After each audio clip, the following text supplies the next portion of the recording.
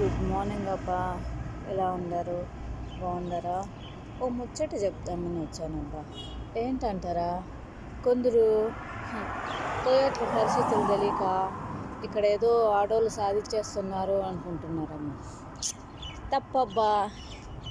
ఇక్కడ ఆడది సాధిస్తున్నదంటే సొంతంగా మగవాడు లేకుండా సొంతంగా ఆడది బిజినెస్ చేస్తుందంటే దానికి అర్థం చేసుకోవాలి.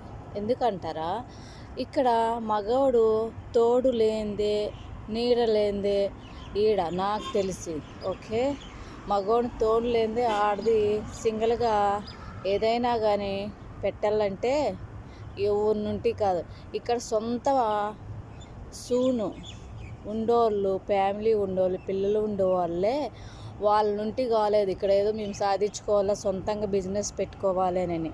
ఒక ఆడది వచ్చి సొంతంగా బిజినెస్ పెడుతుందంటే దానికి అర్థం చేసుకోవాలా. కొందరేమో తిక్క వాళ్ళు ఉంటారులా, అబ్బా అది ఎంత బిజినెస్ చేస్తుందో చూసారా, ఆడదంటే అలా ఉండాలి. ఎందుకంటే ఆడది సొంతంగా బిజినెస్ చేస్తుందంటే మీకు తెలియనట్టు అవసరం లేదు. కొందరికి ఇండియాలో ఉండే వాళ్ళకి కొందరికి తెలదనమాట కోయట్ పరిస్థితి ఏంటా అని.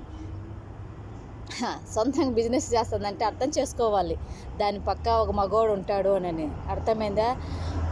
లోకానికి పతివర్తులు మాదిరిగా ఉంటారనమాట. లోపలే ఉంటుంది, ఏది బయటపడరు. ఎవరైనా కానీ చెప్పమంటే నేను పతివర్తనని చెప్తారు, కానీ నేను లంజని చెప్తారా? చెప్పరు కదా.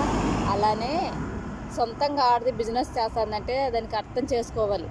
కొందరు ఇండియాలో ఏమనుకుంటుంటే అబ్బా ఆడది సొంతంగా బిజినెస్ చేస్తుందంటే ఎంతో గొప్పని అనుకుంటున్నారు. అది తప్పు. మగోడు లేనిదే ఆడది ఏ బిజినెస్ చేయలేదు కోయట్లు. అర్థమైందా?